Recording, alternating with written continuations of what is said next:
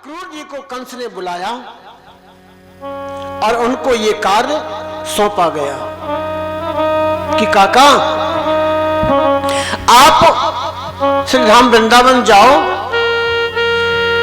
निमंत्रण लेकर के, और नंद के दोनों जो बालक हैं उन दोनों को लेकर के आओ। अक्रूर जी मन में विचार कर रहे हैं कि मैं यहां से उन दोनों बालकों को लेने जाऊंगा, ये कंस अपने यहां यज्ञ का आयोजन कर रहा है, अगर उन बालकों को कुछ हो गया तो ये सारी की सारी बुराई मेरे सिर पर होगी। परंतु दूसरे क्षण सोचते हैं कि अरे अक्रूर वो तो जगत नियंता है, जगत पालक हैं, उनका कोई क्या बिगाड़ सकता है, तू चल। अरे इसी बहाने तुझे दर्शन तो मिलेंगे, दर्शन तो करके आ। अक्रूर जी चले हैं।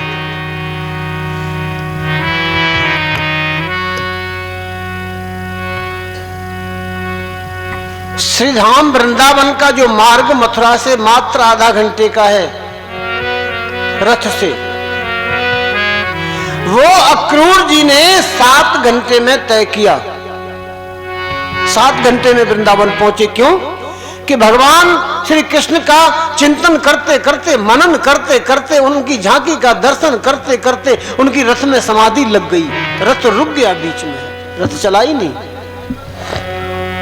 प्रातः काल के चले थे, सायंकाल पहुंचे वृंदावन में जाकर। मैया यशोदा, नंद बाबा,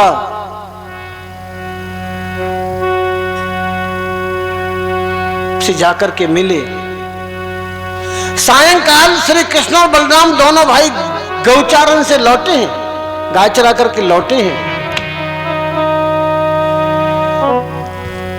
गायों के पैरों से जो धूल उड़ी थी ना, वह धूल भगवान श्री कृष्ण और बलराम जी के घुंघराले जो बाल थे, उन बालों पर दिखाई दे रही है धूल।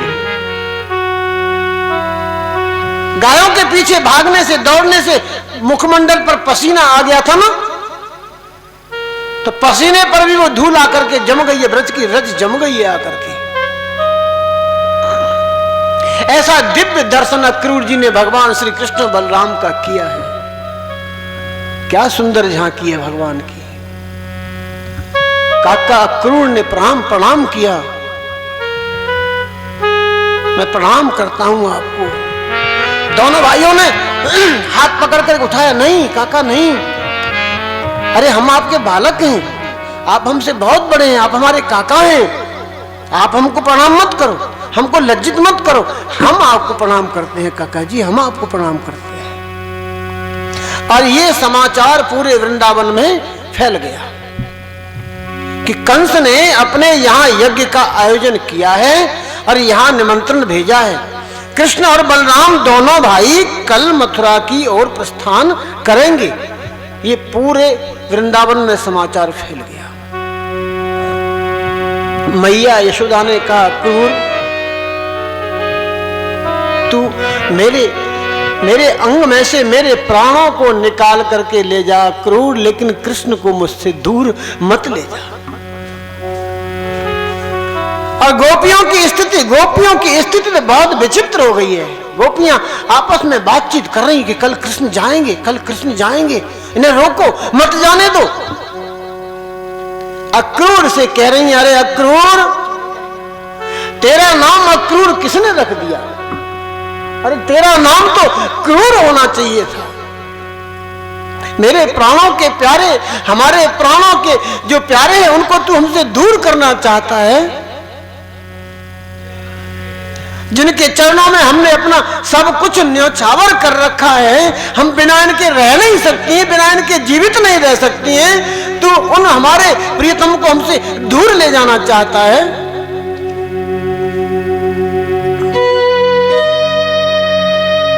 भगवान ने गोपियों को समझाया। क्यों विचलित हो रही हो, क्यों रो रही हो? अरे मैं कहीं दूर थोड़ी जा रहा हूं, मथुरा ही तो है, पास में है मथुरा, कहीं विदेश थोड़ी जा रहा हूं, परदेश थोड़ी जा रहा हूं, थोड़ी सी दूर तो मथुरा है। अरे लौट के आ जाऊंगा, 2 ही दिन का तो काम है, आज पहुंचूंगा, कल का यज्ञ, परसों लौट करके आ जाऊंगा, चिंता मत करो।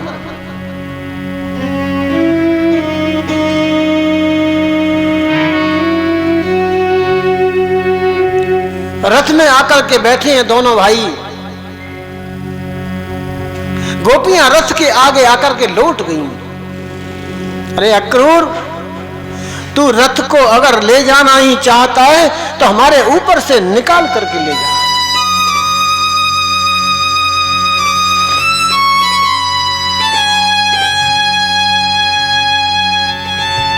रथ चला, रथ आगे को बढ़ा और गोपियों के नेत्रों में आंसू की धारा बहने लगी और आंसुओं की धार कुछ कहने लगी।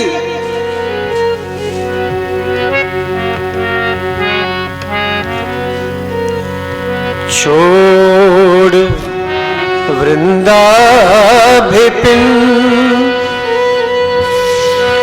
कुंज यमुना पुलिन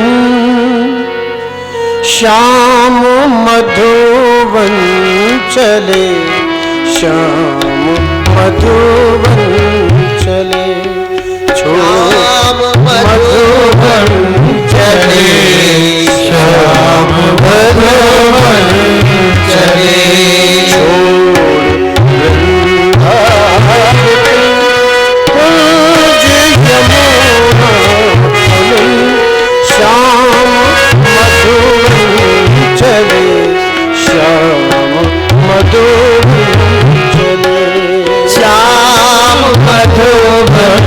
चले श्याम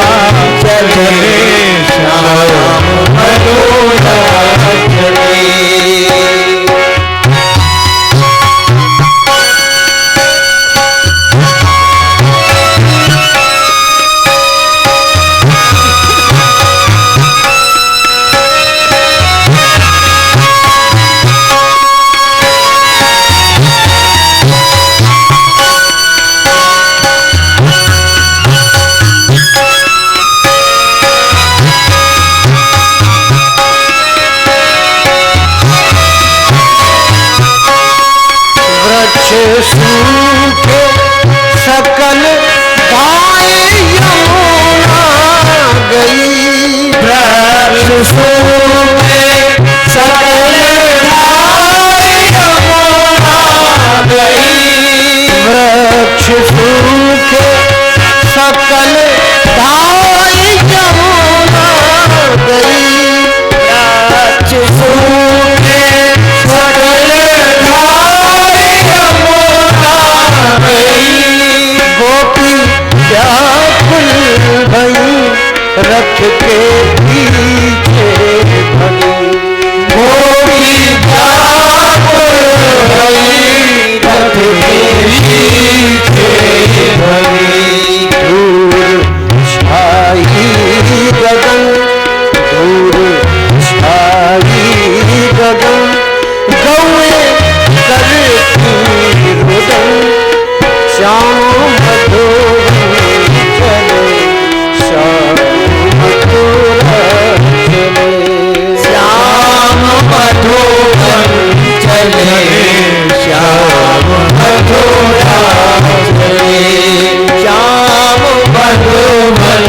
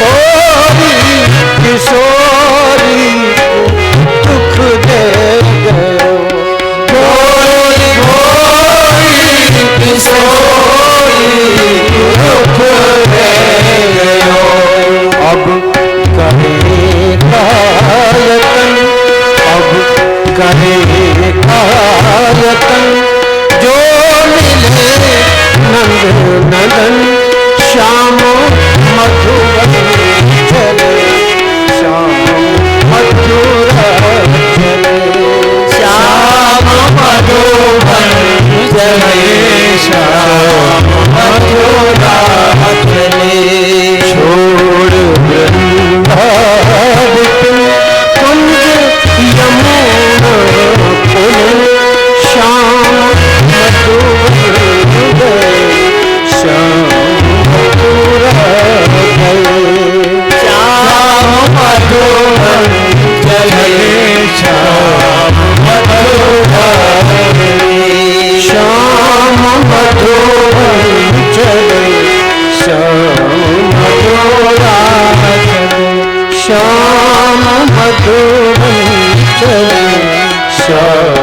मथुरा गए श्याम मधुबन चले श्याम मथुरा गए।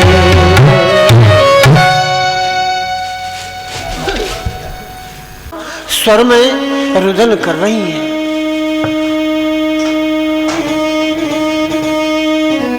आंखों के सामने से रथ ओझल हो गया।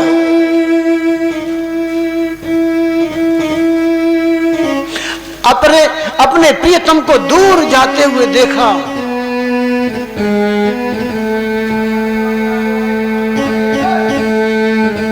उधर भगवान श्री कृष्ण मथुरा पहुंचे।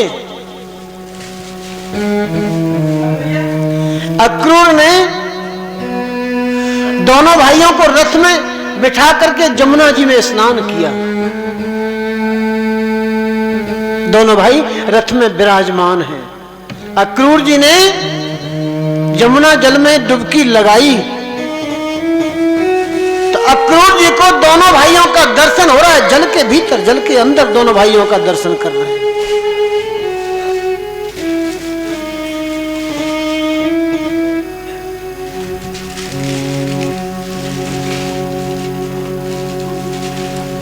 बाहर को आते हैं तो देखा दोनों भाई मेरे रथ पर विराजमान हैं।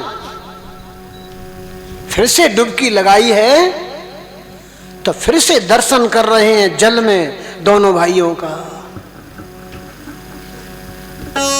अक्रूर जानते तो थे अब और विश्वास हो गया कि अब कंस का अंत समय बहुत निकट है। जमुना बाग में जाकर के ठहरा दिया दोनों भाइयों को। दोनों भाई जमुना बाग में जाकर के ठहरे।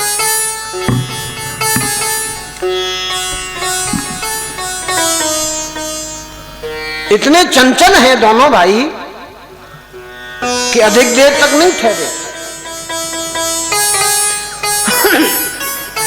जमुना बाग में अधिक देर तक नहीं ठहरे। ग्वाल वालों को साथ में लेकर के मथुरा का जो हाट है ना बाजार, मथुरा के बाजार में घूमने के लिए निकले। और दोनों भाइयों को जब देखा है वहां के सेठों ने, तो जिसकी जैसी दुकान थी उसी प्रकार से स्वागत कर रहे हैं। कोई वस्त्रों से स्वागत कर रहे हैं, कोई इत्र से स्वागत कर रहा है, कोई फूल मालाओं से स्वागत कर रहे हैं, कोई मिठाइयों से स्वागत कर रहे हैं, कोई खिलौनों से स्वागत कर रहे हैं। भगवान का स्वागत हो रहा है मथुरा के हाट में, मथुरा के बाजार में। भीड़ लग गई। मथुरा की स्त्रियां अपनी अपनी अटारियों पर चढ़ गईं। बाजार में दोनों ओर जो अटारियां हैं उन पर स्त्रियों की भीड़ एकत्रित हो गई। भगवान श्री कृष्ण के ऊपर फूलों की बरसात हो रही है, पुष्पों की वर्षा हो रही है ऊपर से। ऐसा भव्य स्वागत भगवान श्री कृष्ण का हो रहा है श्री मथुरा जी में। आगे बढ़े चले जा रहे हैं। आगे से कंस का धोबी आ रहा था, कंस के कपड़ों की लादी लेकर के। भगवान श्री कृष्ण ने अपनी लीला प्रारंभ की। दिखाना भी तो है कि हम मथुरा में आए हैं, हम मथुरा में आ चुके हैं। सूचना भी तो भेजनी है कंस के पास। धोबी से बहुत मधुर स्वर में, बहुत मीठी वाणी में भगवान ने कहा, हे भैया, हे रजक, आप ये जो ले जा रहे हो ये किसके कपड़े हैं? धोबी ने कहा, ये महाराज कंस के कपड़े हैं। अच्छा भैया, कंस तो हमारे मामा जी होते हैं। आप एक काम करो ना, ये सुंदर सुंदर कपड़े जो ले जा रहे हो ये हमारे ग्वाल बालों को पहनने के लिए दे दो ना। उसने कहा, तुम गमार ग्वाले इन कपड़ों का पहनना क्या जानो, ये राजा महाराजाओं के कपड़े हैं, हटो पीछे। भगवान ने बहुत देर तक मीठी वाणी से समझाया, मधुर स्वर में समझाया, लेकिन उसकी समझ में कोई बात नहीं आई। भगवान से लड़ने को तैयार हो गया और भगवान ने एक तमाचा जड़ के दिया। एक तमाचे में चक्कर खाता हुआ, ऐसे घूमता हुआ गिर गया जमीन पर, प्राणांत हो गया। बोले कृष्ण बलदेव की जय। कुछ थोड़ा सा और आगे बढ़े हैं तो सामने से एक दासी आ रही थी, कंस की दासी, जिसका नाम है कुब्जा। वो 3 जगह से टेढ़ी थी बेचारी, 3 जगह से टेढ़ी थी। भगवान ने उस कुब्जा को देखा। अब आप लोग विचार कीजिए, कोई कुरूप स्त्री हो, कोई कुरूप स्त्री हो और आप उससे मीठे स्वर में कहो, हे सुंदरी। कुरूप स्त्री से सुंदरी का प्रयोग करो मीठी भाषा में कि हे सुंदरी, तो उसको कितना अच्छा लगेगा। है? भगवान श्री कृष्ण ने अपनी भाषा में, भगवान श्री कृष्ण की जो वाणी है बहुत मधुर है, बहुत मीठी है। हे सुंदरी, आप कौन हो? और इन सोने चांदी के बर्तनों में आप क्या लेकर के जा रही हो?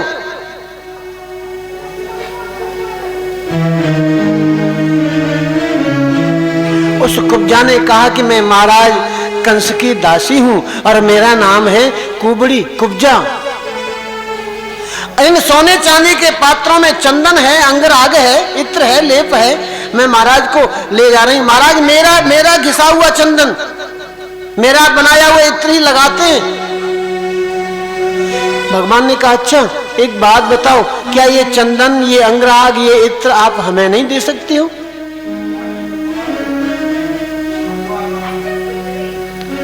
कुब्जा ने कहा क्यों नहीं दे सकते? भगवान को चंदन लगाया, बलराम जी को चंदन लगाया, सारे ग्वाल वालों को चंदन लगाया, और भगवान ने भी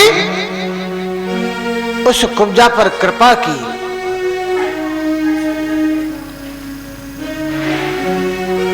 एक हाथ भगवान ने उसकी ठोड़ी पर लगाया, ऐसे ठोड़ी पकड़ी एक हाथ से, और एक हाथ से दोनों दोनों पंजों पर जमा दिया। एक पैर को दोनों पंजों पर जमाया, पैर के पंजों पर, एक हाथ से ठोड़ी पकड़ी और एक हाथ ऐसे कमर के पीछे ले जा करके लगाया और ऐसे किया।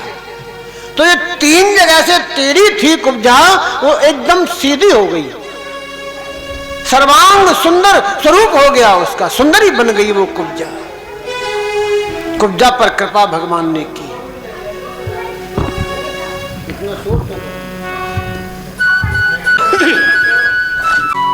ये धनुष भगवान शिव का दिया हुआ है। कंस को ये वरदान था कि जो भी इस धनुष को तोड़ देगा ना वही तुम्हें मारेगा।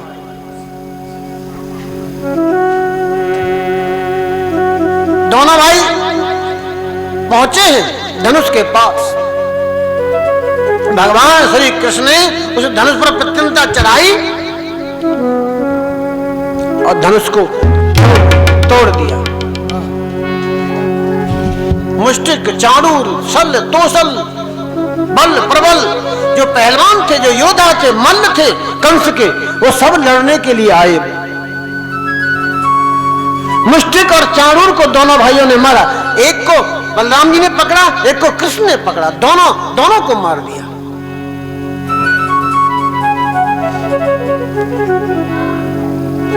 भगवान श्री कृष्ण की क्या सुंदर झांकी है, देखिए।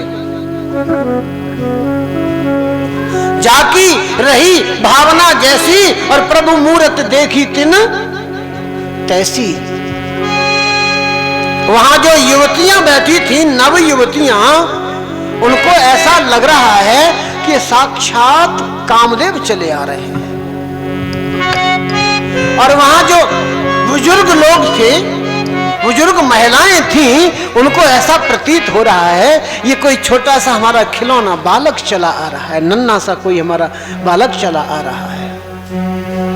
और वहां जितने भी वीर योद्धा बैठे हुए थे, उन योद्धाओं को ऐसा लग रहा है कि ये बहुत बड़े वीर हैं, कोई बहुत बड़े वीर चले आ रहे हैं।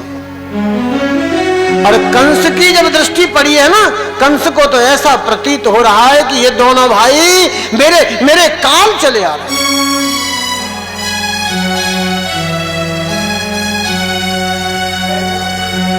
कंस जिस मंच पर आसीन था, उस मंच पर जाने के लिए एक मुख्य दरवाजा था।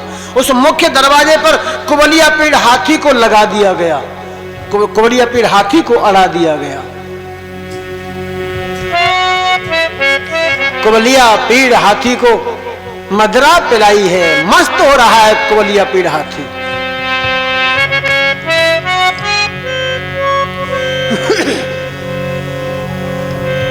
भगवान ने जाकर के ऐसे घूसा दिया, जो दरवाजे में अड़ा हुआ था ना उसको हटा दिया, दरवाजा रास्ता साफ किया। हाथी बार करने लगा है तो बलराम जी ने सूंड को पकड़ा, सूंड पकड़ कर घुमाते हैं, और श्री कृष्ण पूंछ को पकड़ लेते हैं, पूंछ पकड़ करके घुमाते हैं। वो हाथी भगवान को पैरों से मारना चाहता है, सूंड से मारना चाहता है, लेकिन भगवान कभी उछलकर पीठ पे बैठ जाते हैं, कभी उसके पैरों के नीचे से निकल जाते हैं। हाथी सोच रहा है कि मैंने अब मारा, वो बार बार पैरों को मारता है, लेकिन ये दोनों भाई बार बार बच करके निकल जाते हैं। ऐसा अद्भुत दृश्य। और दोनों भाइयों ने उस कुबलिया पीड़ हाथी को घूंसों से ही मार दिया।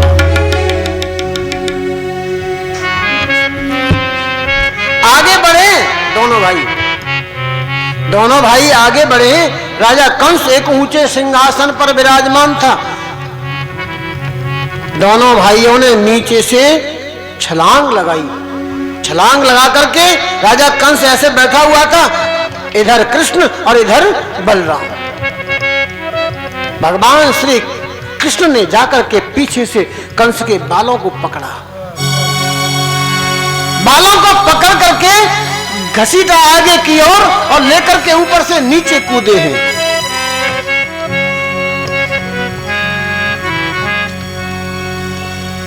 और किसी अस्त्र या शस्त्र से नहीं मारा, केवल हाथों से, घूंसों से दोनों भाइयों ने कंस का उद्धार कर दिया। बोलिए कंस ने कंदन भगवान की जय।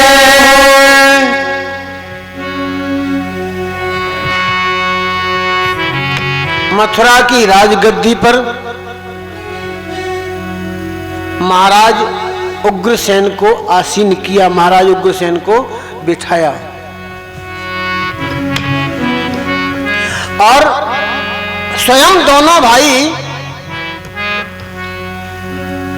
यहां से गए हैं सांदीपनि मुनि के यहां उज्जैनपुरी में विद्या अध्ययन करने के लिए। विद्या अध्ययन करने के समय यहां इनकी एक विप्र, एक ब्राह्मण से मित्रता होती है जिसका नाम है सुदामा। सुदामा से इनकी मित्रता होती है। विद्या अध्ययन करने के पश्चात ये लौट करके आए हैं, लौट करके आते हैं, मथुरा में निवास कर रहे हैं। उद्धव जी इनके पास में हैं। उद्धव जी इनका चाल चलन, उठना बैठना, बोलना, खाना पीना सब देखते हैं। उद्धव जी ने एक दिन अचानक भगवान श्री कृष्ण से पूछा, कन्हैया मैं आजकल देख रहा हूं जब से तुम लौट करके आए हो उज्जैन से, तब से तुम बहुत उदास रहते हो, तुम्हारी उदासी का कारण क्या है? भगवान श्री कृष्ण के नेत्रों में अश्रु छलक आए। भगवान श्री कृष्ण ने कहा, जयकारा शेरावाली का।